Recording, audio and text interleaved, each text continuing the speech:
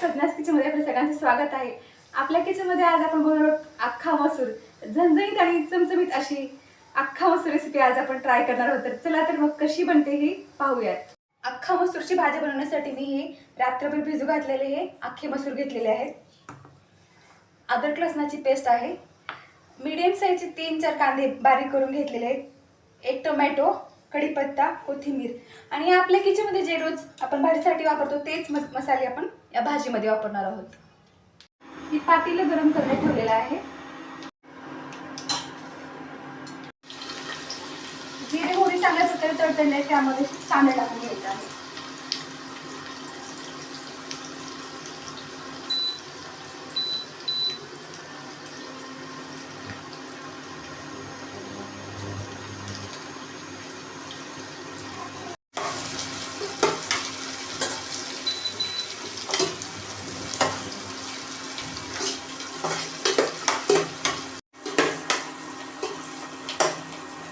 कांदा आपल्याला चांगल्या प्रकारे भाजून घ्यायचा आहे।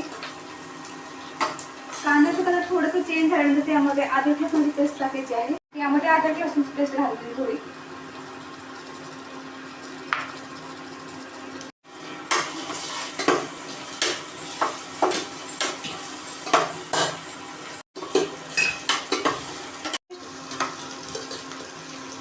टाकलेले आहे त्यामध्ये कांदा पण भाजलेला आहे। यामध्ये आपण टोमॅटो घालायचे आहे। चांगल्या प्रकारे भाजल्यानंतर त्यामध्ये टोमॅटो घालत आहे।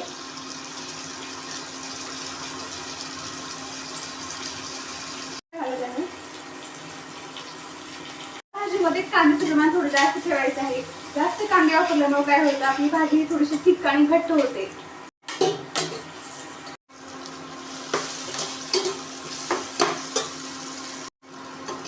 कांदा अशा प्रकारे भाजून घ्यायचा आहे।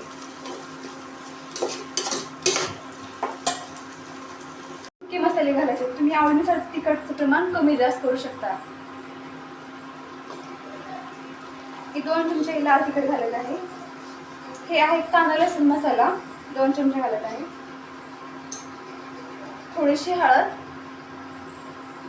धनेपूड, चवीनुसार मीठ।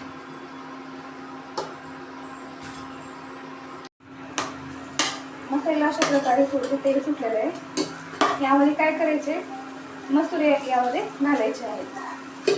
मसूर घालायचे आहे। यामध्ये सगळे घालायचे नाही, थोडेसे ठेवायचे आहेत। थोडे ठेवलेले आहेत मसूर थोडे।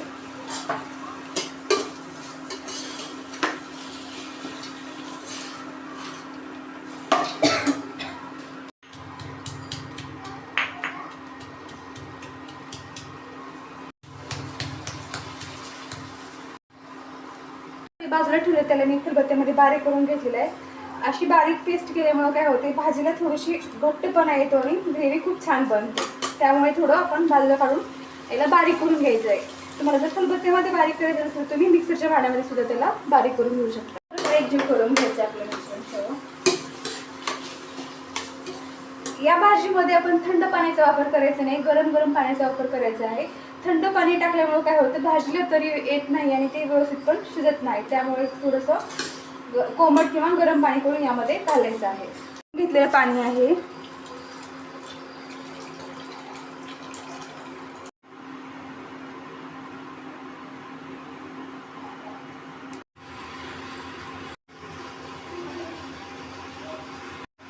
भाजी आपली शिजलेली आहे।